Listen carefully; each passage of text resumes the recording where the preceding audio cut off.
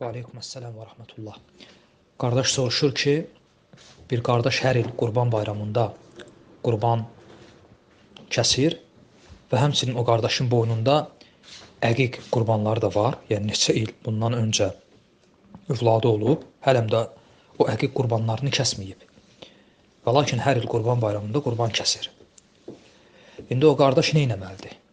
Yəni bu Qurban Bayramında və ümumiyyətlə nə etməlidir? Təbii ki, o qardaş o əqiq qurbanını gərək kəsə. Yəni onun üçün öncül olan, ilk növbədə olan budur. Qurban Bayramında kəsiləcək heyvan alimlərin əksəriyyətinə görə bunun hökmü sünnədir, müstəhəbdir, vacib deyil. Yəni kəsməsə belə günaha girmir. Və lakin əqiq baxma ki, onun da hökmündə alimlər ixtilaf ediblər, amma səhih olan budur ki, vacibdir.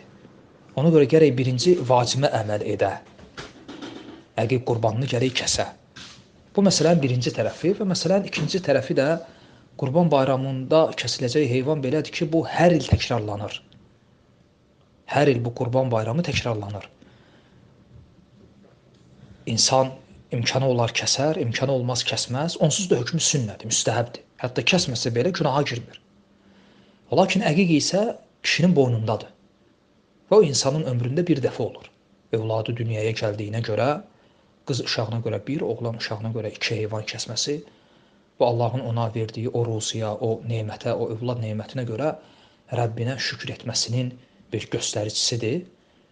Gərək bunu gecikdirməsin və ilk növbədə, birinci növbədə gərək əqiq heyvanı kəssin. Və doğrusunu Allah bilir.